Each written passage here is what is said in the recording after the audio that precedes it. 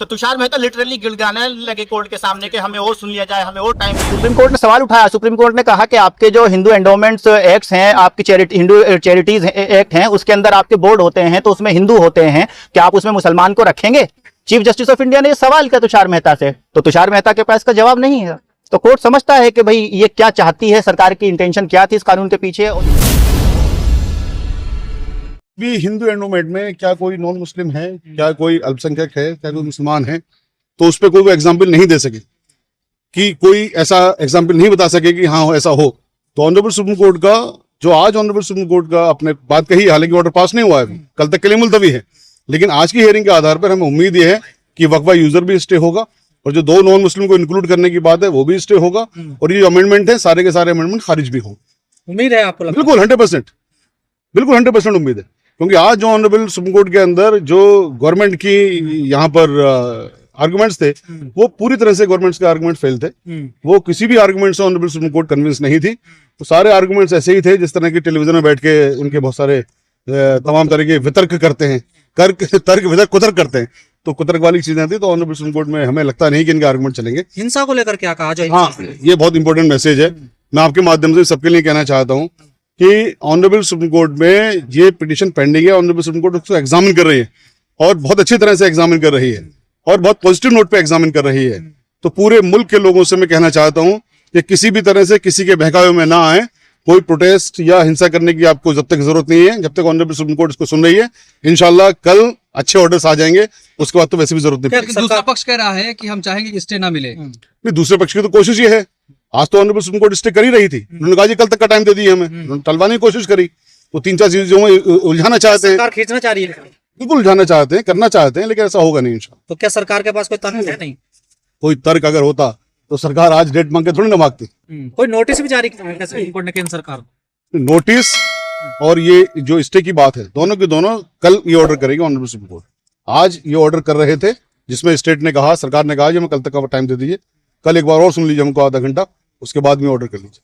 तो उम्मीद मानी जाए कि कुछ ना कुछ हो सकता है। ऑनरेबल सुप्रीम कोर्ट ने कहा हम ये ऑर्डर पास करना चाहते हैं, स्टे का। हाँ बताया ऑनरेबल सुप्रीम कोर्ट ने, मैं अपने मुंह से नहीं कह रहा हूँ ये दोनों चीजें। ऑनरेबल सुप्रीम कोर्ट ने कहा हम ये ऑर्डर पास करना चाहते हैं, उस पर कहा जी हमें कल तक का वक्त दे दीजिए। ठीक है, कल तक का वक्त तो भी लैंड है, चाहे वो रजिस्टर्ड हो वक्फ या फिर वक्फ बाय यूजर हो, उनको कोर्ट गवर्नमेंट डिनोटिफाई नहीं करेगी, उनको डिनोटिफाई नहीं करेगी, उनका वक्फ का नेचर है वो बना रहेगा। पहला रिलीफ जो है वो कोर्ट हमें दे रहा था आज ये।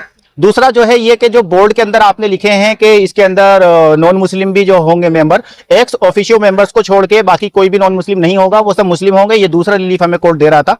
तीसरा रिलीफ कोर्ट ने ये कहा कि जो कलेक्टर है, कलेक्टर अपनी कार्यवाही कर सकता है, वो इंस्पेक्शन कर सकता है, लेकिन कोई भी एक्शन करने से पहले, कुछ भी करने से पहले वो हमें कोर्ट में आके हमारी परमिशन लेगा, यानी कि जब तक केस पेंडिंग है सुप्रीम कोर्ट में आके परमिशन लेगा। तो यही चीज मेजर चीजें थी जिससे हम लोग परेशान थे, जिसको हमने कोर्ट में मेजरली चैलेंज किया था, और इन तीनों चीजों के ऊपर कोर्ट जो है वो एग्री है हमें इंटरिम रिलीफ देने पे भी। तो पूरा कानून रद्द होने की गुंजाइश नहीं है आपकी? नहीं, हमने पूरे कानून को तो हमने चैलेंज भी नहीं किया था, हमने पूरे कानून को नहीं चैलेंज किया था। हमने जो कानून के अंदर जो ऐसी चीजें थी जो कॉन्स्टिट्यूशन के खिलाफ थी, जो या ऑपरेसिव थी नेचर में, हमने सिर्फ उन्हीं चीजों को चैलेंज किया था और कोर्ट के सामने हमने सिर्फ उन्हीं चीजों को रखा। और कोर्ट जो है पूरे अच्छे तरीके से मैटर को समझता था, इसकी सेंसिटिविटी को समझता था, और कोर्ट ने बहुत ही विजडम जो है वो दिखाई आज।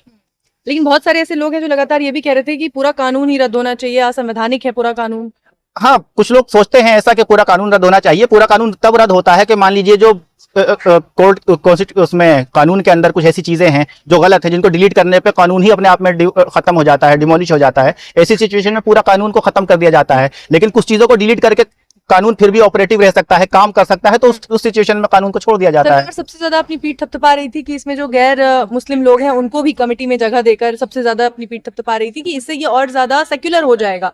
अब उस पर ही सुप्रीम कोर्ट ने सवाल उठा दिया है। जी, सुप्रीम कोर्ट ने सवाल उठाया। सुप्रीम कोर्ट ने कहा कि आपके जो हिंदू एंडोमेंट्स एक्ट्स हैं, आपकी हिंदू चैरिटीज एक्ट हैं, उसके अंदर आपके बोर्ड होते हैं तो उसमें हिंदू होते हैं, क्या आप उसमें मुसलमान को रखेंगे? चीफ जस्टिस ऑफ इंडिया ने यह सवाल किया तुषार मेहता से, तो तुषार मेहता के पास इसका जवाब नहीं है।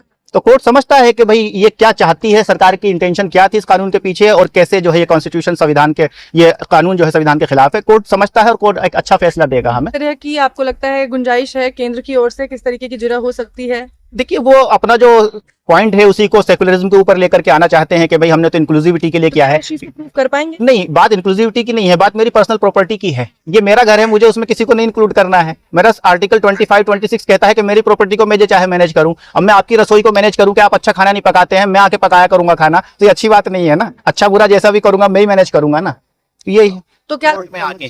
तीसरा ये कोर्ट ने कहा कि जो भी प्रॉपर्टी है, चाहे वो वक्फ यूजर है या चाहे वो रजिस्टर्ड है, उसका डी नोटिफाई नहीं करेगी सरकार जब तक हम ये मामला नहीं सुन रहे हैं। तो ये चारों ही चीजें हमें चाहिए थी और यही चीजें कोर्ट समझ चुका और इसी चीज के ऊपर कोर्ट हमें जो है वो इंटरिम ऑर्डर दे रहा है। तो तुषार मेहता लिटरली गिड़गिड़ाने लगे कोर्ट के सामने कि हमें और सुन लिया जाए, हमें और टाइम दे दिया जाए, हमें कल के लिए रख दिया जाए। तो जज ने काफी रेजिस्ट होकर के फिर हमने भी कहा कि ठीक है, आप इनको अपॉर्चुनिटी दीजिए, मिस्टर मेहता को आप सुनिए और फिर हम भी कल और कुछ सुनाएंगे कोर्ट को। और कल 2 बजे के लिए ये रखा गया है। अभी अल्टीमेटली ऑर्डर पास नहीं हुआ है, जो ऑर्डर इंटरव्यू पास नहीं हुआ, लेकिन जजेस क्या चाहते हैं, कोर्ट कैसे सोच रहा है वो हमें पता चल गया और कोर्ट किस तरीके से फैसला, कोर्ट पूरा मैटर समझ चुका है, सेंसिटिविटी समझ चुका है और कॉन्स्टिट्यूशन कैसे जो है वो वायलेट हो रहा है वो कोर्ट समझ चुका है। अच्छा, नोटिस इशू किया गया है, कुछ इस तरीके की बात सामने आई है या कुछ एफिडेविट वगैरह फाइल करने को कहा गया है? नहीं, अभी क्या है, कल डिसाइड कोर्ट ने कहा कि मिस्टर मेहता हम आप नोटिस इशू करेंगे और आप जो है जवाब दे दीजिएगा। तो मेहता ने खुद कहा कि सर आप मुझे इशू कर दीजिए, हम 15 दिन में इसको सुन के 15 दिन के अंदर हम एफिडेविट ले आएंगे, डे टू डे आप इसको सुन लीजिए, आप स्टे मत लगाइए। जज ने कहा कि नहीं, स्टे लगाना जरूरी है, इंटरिम रिलीफ देना जरूरी है, because it's an exceptional case. तो कल हो जाएगा इंशाल्लाह। बाकी पिटीशन जो है मुजीबुर रहमान साहब, उसको कब सुनने की बात कही है कोर्ट ने? वो तो इसके साथ कनेक्ट हो जाएंगी। जज साहब ने ये कहा है कि जिसकी पिटीशन आज 11 बजे तक आ गई थी उसको आज सुना गया है। कुछ लोगों ने मेंशन की अपनी पिटीशन, उसको जज साहब ने नहीं सुना है, कोर्ट ने नहीं सुना उसको। वो नेक्स्ट जो है जब वो लिस्टिंग होगी, स्क्रूटनी पार करके जब आएगी तब उसको देखा जाएगा। कल 2 बजे। कल 2 बजे।